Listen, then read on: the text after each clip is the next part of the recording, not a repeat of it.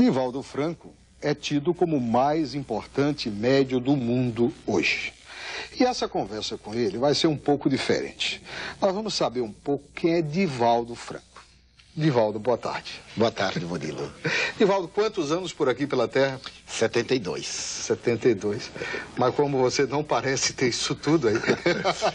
É a razão da alegria da vida, é verdade, né? A proposta do Espiritismo nos dá uma renovação muito grande e nos enriquece interiormente da alegria de viver. E esse semblante sempre pacífico, não é? É verdade. Você nasceu aonde, Divaldo? Feira de Santana. Feira de Santana. No dia 5 de maio de 1927. 26. De uma família de classe média, de uma família pobre, como era? Classe média para menos. Qual era a profissão de seu pai? Meu pai era fumageiro. Fumageiro. E na crise de 31, quando houve o crash da Bolsa de Nova York, já havia problema de bolsa, ele então passou a ser açougueiro no mercado de Feira de Santana. E você estudou por lá, fez até que curso? Eu fiz a escola normal. Primeiro eu fiz a escola primária no educandário João Florencio Gomes, depois a escola normal rural. Eu fiz o curso para ser professor no interior. Nós somos 3 irmãos. Alguns estão desencarnados, 11, somente uma irmã e eu é que continuamos aqui na Terra. Mas a nossa família sempre foi caracterizada pelo muito amor. Meus pais foram exemplos de abnegação da família tradicional brasileira do interior, em que os pais sacrificavam pelos filhos. E graças a isso nós tivemos no lar uma boa estrutura e continuamos felizes até agora. E você exerceu a profissão de professor? Muitas vezes eu ensinei particularmente, porque logo depois, em 1945, eu me transferi para Salvador, onde fiz o concurso pelo antigo DASP, para o IPAS, Instituto de Previdência e Assistência de Servidores do Estado. Hoje está anexado a essas letrinhas muito amadas pelos brasileiros, INSS. E o professor virou um burocrata de repente? Eu tive que mudar, né? Fui ser datilógrafo. Eu acho que o magistério perdeu uma grande contribuição. E acho que a burocracia não deve ter ganho grande coisa com seu espiritualismo lá dentro. Mas é verdade, né? Foi uma vida de rotina como funcionário autárquico. Mais tarde, depois de 29 anos, eu me transferi para uma empresa particular na qual me aposentei. Eu estou aposentado desde 1979. Divaldo, quando foi que você recebeu os primeiros sinais de que era uma pessoa com capacidade extrasensível? Como foi isso? Eu era criança, contava uns 4 anos e meio. E a nossa casa muito grande, muito movimentada, era uma casa com um imenso corredor, graças aos 5 quartos que havia. Eu estava brincando na sala quando chegou uma senhora e, olhando para mim, naturalmente me pediu para chamar minha mãe. Minha mãe estava na cozinha, não tinha funcionária doméstica, e eu gritei naturalmente, chamando minha mãe, que uma senhora queria vê-la. Ela veio correndo, e quando chegou não viu a ninguém. Então ela me repreendeu. A mim me causou espanto, porque eu estava vendo a senhora. Então a senhora insistiu e disse, fale com Ana, que era o nome de minha mãe, que eu sou Maria Senhorinha, eu sou sua avó. Eu não sabia o significado da palavra avó, porque quando eu nasci, meus 4 avós estavam mortos. Minha mãe não havia conhecido sua genitora, porque quando ela nasceu, a sua mãe morreu de infecção puerperal e ela foi criada por uma irmã. Eu voltei a chamar minha mãe e lhe expliquei isso. Olha, tem uma mulher aqui dizendo que é minha avó, que se chama Maria Senhorinha. Ela teve um grande choque, porque ela nunca havia pronunciado o nome de sua mãe no meio da família. Ela então ficou muito assustada e me levou à casa de minha tia. Então minha tia perguntou como era a senhora, eu a descrevi. Descrevi conforme me recordava. Eu lembro-me até hoje de 2 detalhes. Um vestido longo, a cintura muito apertada, e uma gola alta com algo que na época eu disse que era uma corda negra com algo brilhando. Então minha tia disse, Ana é mamãe. E isso foi um camafeu que eu coloquei com uma fita de veludo negro no cadáver dela. A partir daí eu passei a ter fenômenos paranormais, a ver os espíritos. E a reação da família, Divaldo? A sua família já era espírita? Você já nasceu? Não. Todos nós éramos católicos. Sim. E eu me tornei muito católico. E aqui, deixa eu interromper, não há muita incompatibilidade entre ser espírita e ser católico? Não. Apenas algumas divergências de opiniões teológicas, mas que não vão ao cerne da questão. Sim. Porque ambos acreditamos em Deus, na imortalidade da alma, na justiça divina, em Jesus Cristo, nos Evangelhos, em Maria Santíssima, e temos interpretações doutrinárias um pouco diferentes, mas que não são chocantes. Mas vamos para a reação de sua família. Então a família ficou surpreendida. Eu já estava frequentando o catecismo, continuei com os fenômenos paranormais e me adentrei muito no sentido místico da religião católica. Eu procurei ser o melhor cristão católico, porque logo depois, aos 8 anos, eu comecei a ajudar a celebrar a missa. Eu fui coroinha, no tempo em que a missa era em latim, eu ainda me recordo um pouco, e fui participar da Cruzada Eucarística. Você se lembra, Introíba da Tadidel? Tadidel Coletivo que já vi que você continua lembrando. Marca profundamente a vida da criança. A religião é fundamental no desenvolvimento da personalidade do indivíduo, seja qual for a religião, porque todas elas têm um conteúdo moral muito enobrecedor. Eu sei que você gosta muito de mim, mas vamos de vez em quando olhar para aquele povo todo que está lhe procurando. Com o máximo de prazer. Mas então continuamos. E a partir daí, um irmão meu veio a falecer em 1945, foi quando os fenômenos se fizeram mais evidentes, e em 1947 eu me tornei espírita por convicção.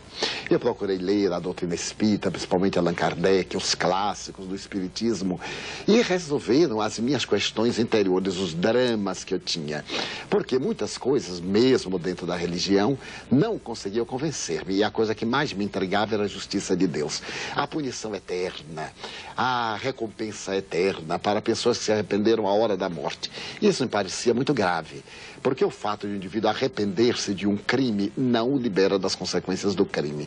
Quando o Espiritismo me falou de reencarnação, do retorno à Terra, eu compreendi esse tremendo paradoxo que são os fenômenos teratológicos, aqueles que nascem com marcas profundas, pais saudáveis que geram verdadeiros monstros, indivíduos deformados que geram filhos inteligentes, e toda essa gama de fenômenos que são as grandes incógnitas do pensamento filosófico e que a psicologia moderna está resolvendo através da quarta força. Olha, você que tanto se aprofundou nisso durante todos esses anos, você deve ter respostas para algumas questões básicas dessa coisa mística. Sim. Eu acho que a grande pergunta que o homem faz a si próprio é: mas olha, eu vou aqui, nasci, fiquei menino, envelheci, morri e a coisa acaba aí. Aí há uma porção de teorias, não é? Cada religião tem, não, você reencarna. Em que você acredita? Em que consiste o que você acredita sobre essa passagem e o que vem após essa passagem, após a morte clássica? O Espiritismo é uma doutrina essencialmente espiritualista. Admite e demonstra a existência de Deus, a imortalidade da alma, que comprova por intermédio das comunicações espirituais. E a respeito da justiça divina, adota o comportamento ancestral dos Vedas, do livro tibetano dos mortos, do livro dos mortos do Egito, da Bíblia, aceita a reencarnação. Porque é curioso os irmãos bíblicos dizerem: não, nós não aceitamos a reencarnação, porque na Bíblia não existe. Talvez seja um pouco de desinformação. Porque na Bíblia, principalmente no Torá, ou na Torá, existe a palavra guilgulum, que significa voltar a nascer, tomar o corpo carnal. E se nós nos recordarmos de Jesus como Messias, veremos que para que ele viesse era necessário que antes viesse Elias, e Elias estava reencarnado em João Batista, conforme ele próprio demonstra. Então nós acreditamos que, de acordo com o nosso comportamento, ao desencarnar somos felizes ou menos venturosos, mas mesmo assim retornamos à Terra, para darmos prosseguimento ao nosso processo de evolução. Quando nós somos pessoas caracterizadas pelo desequilíbrio, voltamos com limitações, com problemas, desafios, com alunos que são obrigados a repetir o ano quando não são bem-sucedidos nos exames. E quando nós temos uma vida nobre, reencarnamos com saúde, com bem-estar, reencarnamos como irmãs Dulces, as irmãs Madre Teresa de Calcutá, os Chico Xavier, os Pascal, todos esses grandes trabalhadores da humanidade que promovem o progresso da sociedade. Divaldo, até que ponto você acredita que o homem possa mudar o seu destino? Ele é senhor de seu destino até que ponto? Até o ponto total. Porque no nosso conceito, Deus é amor. Há uma fatalidade na evolução. Essa fatalidade chama-se a perfeição. Chegar lá depende muito do nosso livre-arbítrio. Todos temos as mesmas possibilidades, temos a livre escolha. Então a nossa opção vai naturalmente favorecer-nos com as consequências equivalentes. Equivale dizer, conforme a semeadura se será a colheita, disse Jesus.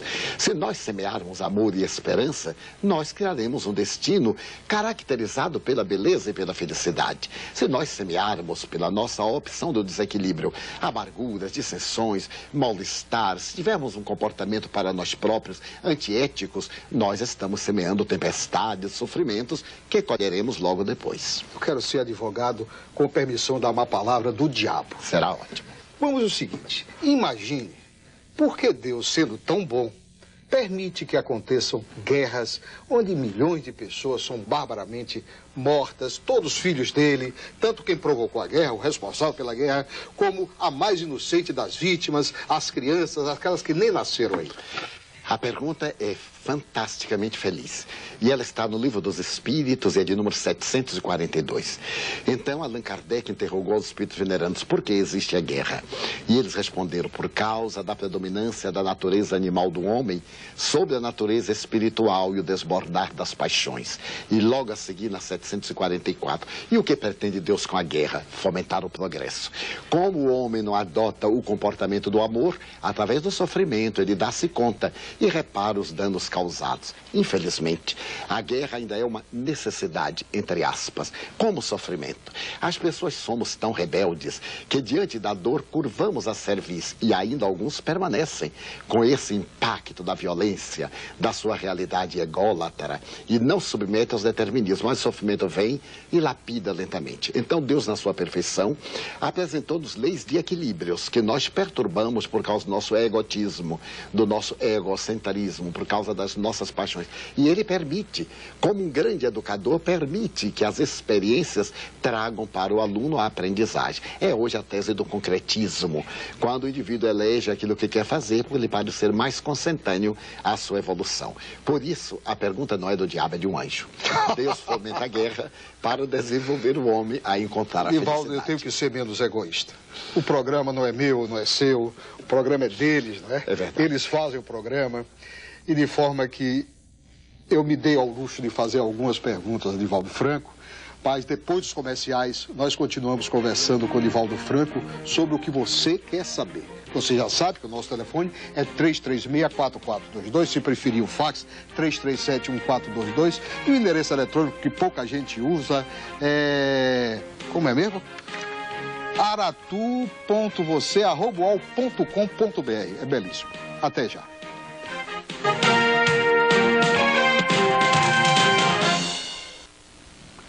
Olha, antes que a gente comece se entusiasmando com a porção de perguntas que chega aqui, vamos conversar um tiquinho sobre o workshop. No domingo, entre 9 e 12 horas, 14 a 18 horas, estaremos realizando um workshop no Centro de Convenções da Bahia sobre um tema fascinante, cura e autocura. Nós, nessa oportunidade, vamos fazer uma análise do ser integral, da saúde real e dos métodos modernos da psicologia que objetiva a autocura, que está ao alcance de todos nós. É claro que não existem mágicas e não iremos propor uma cura total que esteja contra a medicina. Pelo contrário, iremos fundamentar-nos nos cânones médicos para oferecer aos pacientes uma terapia que ajude o seu médico a tratar de você melhor e você tenha paz. Aqueles que se interessarem, os nossos telefones são 393-2018, 393-2088 na Mansão do Caminho. E poderão recorrer à inscrição que já estão terminando. Então, no domingo, estaremos lá durante todo o dia, fazendo uma abordagem que nos interessa a todos nós. E repita o telefone, porque o pessoal da técnica grava e joga no ar. 393-2018 e 393-2088. Pegou aí, Mary? Pronto, beleza. Vamos lá. Ela fica louca quando eu digo, pegou aí, Mary, então tá no script, tá... Que bom, né, animal? Olha, Zélia Lúcia Caixa d'Água. Tem um filho que tem problemas de epilepsia. Que doença nobre, não é verdade? É verdade. Era a doença dos místicos. É verdade, né? Muito conhecida. Tem gente que tem vergonha de ter epilepsia. Não é, essa é uma coisa que parece que grandes figuras da humanidade sem dúvida tiveram epilepsia. De vez em quando vejo um vulto branco próximo a ele. O que seria isso? Naturalmente, nos processos epilépticos há uma manifestação de natureza orgânica, não se iluda. Faça o tratamento anticonvulsivo, porque hoje a ciência médica pode perfeitamente controlar as crises. A presença de um vulto pode ser uma assistência espiritual negativa, mas ela não é fundamental no processo do desequilíbrio pelas crises epilépticas. Procure orar, anime o jovem, faça que ele reaja, e com isso ele poderá ter uma vida perfeitamente normal. Maria Cristina de São Caetano. Nós vamos aqui responder a todos que perguntaram sem nenhum tipo de preocupação com o tipo da... Sentir a orelha aquecida é sinal de espíritos maus que estão tentando nos atingir? Trata-se de uma velha superstição. Normalmente nós, pelo estado emocional, temos reações sanguíneas em várias partes do corpo. E nesses momentos a tradição supersticiosa severa que quando nós temos as extremidades, particularmente as orelhas ardendo, estamos sob a presença de espíritos perturbadores. Não tem nenhum fundamento, pode ficar tranquila. O nome dela é Maria Cristina, lá de São Caetano. Lúcia Alves da Pituba. Qual foi o primeiro espírita conhecido no mundo? Isso aí eu tenho vontade de saber também. Allan Kardec. Foi ele que manteve contato com os espíritos e criou a palavra com a qual se definiam. Para ideias novas, propunham palavras novas. Propõe a palavra espiritismo, que é a ciência que estuda a origem, a natureza, o destino dos espíritos e as relações que existem entre o mundo corporal e o mundo espiritual. Ele se tornou espírita. E a partir daí nasce o espiritismo e aqueles que sintonizaram com as suas ideias, tornamos-nos espiritistas. Eu pensava que ele só tinha sido o grande teórico. Ele viveu profundamente. Carla Santos Paula Lima. É possível entes queridos, já desencarnados, se comunicar conosco através da voz? Sim, e também os que não são queridos. O fenômeno da comunicação espiritual é uma realidade, hoje documentada em experiências de ordem parapsicológica. Tanto aqueles que nos são amados como os outros, eles voltam. A prova que nós temos da imortalidade é a comunicabilidade. Como podemos saber de um lugar onde ninguém nunca foi, nem de onde ninguém nunca veio? Então o Espiritismo dá-nos a certeza de que a vida continua, porque os nossos seres que nos anteciparam na viagem de volta, amados ou não, retornam e dão-nos notícias. Eu sonhei acordada com um anjo. Isso é bom ou ruim? Osnira Souza Ondina. Se estava acordada, não sonhou. Deve ter tido um estado especial de transe. E pode ser uma simbologia, porque os anjos são umas figuras que estão em nosso inconsciente. E, naturalmente, nesses estados paranormais, nós liberamos o inconsciente, que nos trazem fixações. Alguns espíritos, por outro lado, apresentam-se com as características que são conhecidas para nos impressionarem. Se trata de um anjo, não há dúvida, é coisa muito boa. Olha, Augusto de Brotas, é o carinho dele com você. Divaldo, podemos reencarnar na mesma família com a qual vivíamos na Terra? Sem dúvida, e isso é muito natural. Os amores não são interrompidos com a morte. Os ódios também não cessam com a morte. Aqueles vínculos que mantivemos com a família fazem-nos retornar ao seio da família. E note que a Bíblia concorda com isso. Quando no primeiro mandamento estabelece Deus para o grande profeta: eu sou o Senhor teu Deus, que te tirou do Egito, da terra da escravidão. Diante de mim tu não terás outros deuses, nem aquilo que está sobre as águas, nem no céu, nem abaixo delas. Porque eu sou um Deus temerário, que pune a partir da terceira geração e que abençoa até a 100ª geração. A mim sempre me intrigou, por que a partir da terceira geração? A tradição diz assim: olha, ele está pagando os crimes do pai, os crimes do avô. A Bíblia diz que nós podemos pagar os crimes do avô, porque nós somos o avô reencarnado. Se nós podemos pagar o crime do avô, nós também podemos receber as bênçãos dos nossos avós. Podemos, na condição de avô, retornar como sendo o nosso próprio neto. Então nós reencarnamos no grupo familiar ao qual nós pertencemos. Como podemos saber se uma dor de cabeça é de origem espiritual ou material? Andréa Mello, Caminho das Árvores. É muito difícil, porque nas cefalorgias nós temos muitas questões que interferem para as manifestações de dores. Mesmo quando os espíritos, através dos seus fluidos, nos fazem esses estados de dor, nós estamos sendo vítimas de um processo que encontra campo em nosso organismo.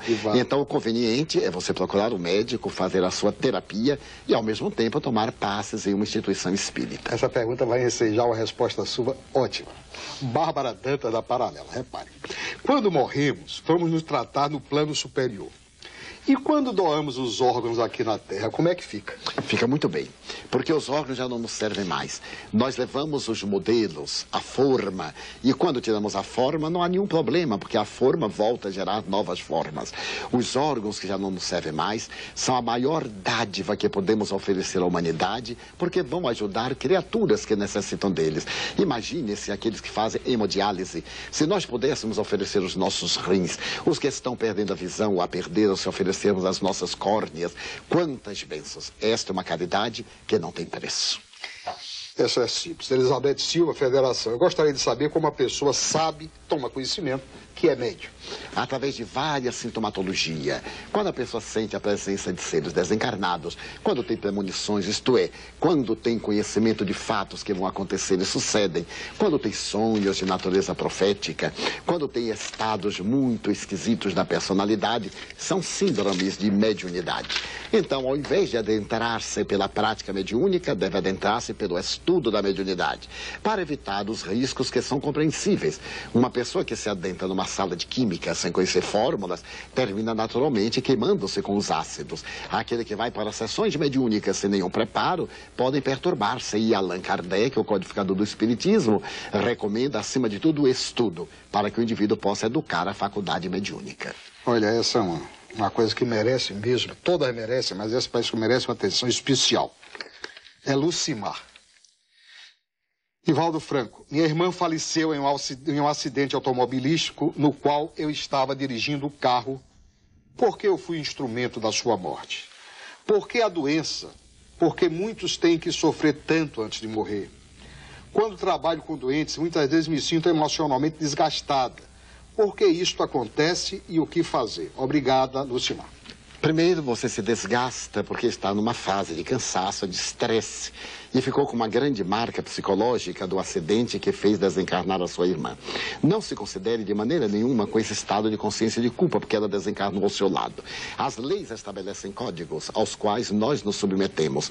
A divindade tem certas manifestações que nos escapam através da reencarnação.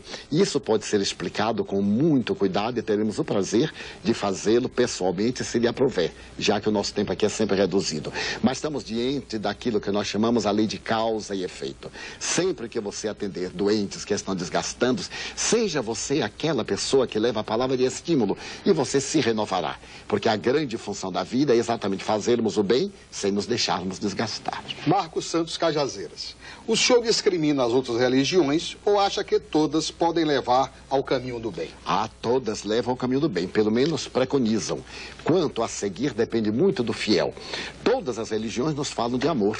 Nós vemos, por exemplo, o próprio Maomé nos fala de amor e os muçulmanos fomentam tantas guerras. Os cristãos, Jesus foi o amor e nós vivemos a combater-nos, inclusive dentro das ramificações religiosas.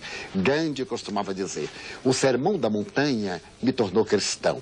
Eu amo a Cristo, mas tenho muito medo dos cristãos, porque ele era vítima do Império Britânico, que governava a Índia com uma discriminação terrível. Então nós, os espíritas, não discriminamos, nós amamos. Rosana Marinho Barra.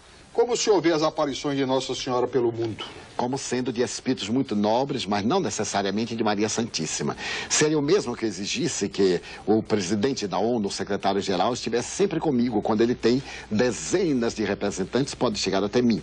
Ou que o excelentíssimo senhor presidente da República viesse dialogar comigo, quando ele tem outras pessoas que, entre mim e ele, podem servir a esse ministério. Acreditamos que espíritos nobres, em nome de Maria, a Mãe Santíssima, aparecem para divertir-nos para o bem, provando a imortalidade da alma. Essa daqui, se nós tivéssemos muito tempo, dava uma conferência. Jacques Davi de Imbuí. Existem vidas em outros planetas? Sem dúvida. Carl Sagan, considerado o maior astrônomo deste século, e Sir James Jeans, o astrofísico da atualidade, estabeleceram que, da mesma forma que existe vida na Terra, por que não em outros planetas? Mesmo dentro da tese materialista, o Big Bang, que teve lugar há 15 bilhões de anos, era a massa de energia da qual todo o sistema se fez. Se essa massa de energia propiciou o surgimento da vida na Terra, ela está em outros planetas. Então é uma visão materialista, através da qual todos chegamos à mesma conclusão, espiritualisticamente também. Jesus o disse, João 14, número 1. Credes em Deus, crede também em mim. Na casa de meu pai tem muitas moradas. Nós temos 5 minutos e 7 perguntas. Como o Espiritismo vê a chegada do ano 2000? Monique Lima Brotas. Como sendo a chegada de um ano qualquer. A grande mística que envolve o milênio é naturalmente de natureza poética ou de natureza trágica. Alguns religiosos utilizam-se disso para pregar o apocalipse, a tragédia. O mesmo fenômeno aconteceu quando nós entramos no segundo milênio. O terceiro milênio será para nós uma oportunidade tão natural como esse que estamos vivendo. Agora haverá grandes transformações, porque se nós olharmos os últimos 50 anos na tecnologia, foram transformações fantásticas. E o terceiro milênio não começa no ano 2000, mas sim no dia 1º de janeiro do ano 2001, porque o ano 2000 encerra este milênio. É o final do século. Allan Kardec já reencarnou? Essa é ótima, não é? É verdade. Moisés Castro, Federação. Que eu saiba, não. Ele interrogou os espíritos que disseram que ele voltaria logo, mas este logo na eternidade tem um espaço muito grande. Acreditamos que ele continua no além. A genética passada de pai para filha, etc., é karma? Sim, é karma. Quando o espírito vai reencarnar, ele vai procurar os fatores nos cromossomos para poder gerar as necessidades evolutivas. E então toda a hereditariedade está dentro da lei kármica. Olha, nós temos pouco tempo. Por que os bandidos ficam vivos e gente boa morre? Rita de Cássia. Porque a humanidade necessita muitas vezes deles para poder seguir o caminho do bem. E como nós ainda não aprendemos a seguir o caminho da justiça, é necessário que esses indivíduos infelizes nos advirtam. Mas isso não justifica que eles sejam bandidos. Tudo que sonho, de uma forma ou de outra, acontece. O que deve ser isso, Regina Dantas? Isso é um exagero. Ninguém estuda que sonho acontece. Mas deve ser uma boa parte do que ela sonha. Freud estudou 50 anos sonho, Carl Gustav Jung estudou quase 60.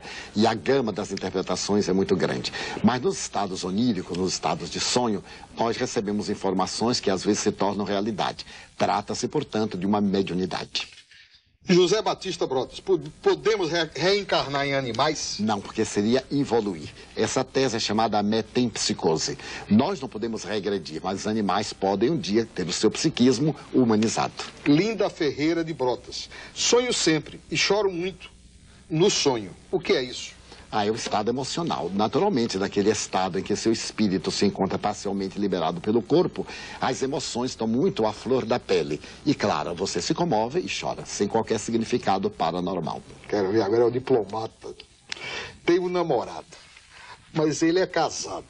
Sinto que temos uma relação muito forte espiritualmente. O que devo fazer com esse sentimento? Lúcia Vieira Brotas. Sublimá-lo e deixar o rapaz casado com a sua esposa, para que você não contraia karma. Se nós temos afinidade com uma pessoa já comprometida, reencarnamos-nos não para complicar a vida, mas para superar a contingência. Qual é a função do nosso anjo da guarda? Proteger-nos, orientar-nos, mas deixar que o nosso livre-arbítrio funcione, para que nós não sejamos marionetes às suas mãos, porque do contrário não teríamos qualquer mérito, eles são educadores. Como a pessoa pode se tornar espírita? E com essa nós vamos encerrar. Você tem 1 minuto e meio para responder. Através do estudo sistematizado da doutrina e da sua transformação moral.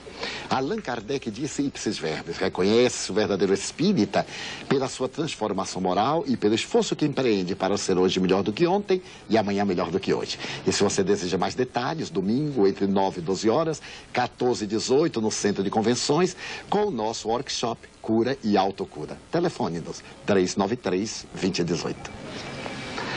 Obrigado, Divaldo. Muito obrigado mesmo, foi ótimo. O Aratu e Você de hoje fica por aqui.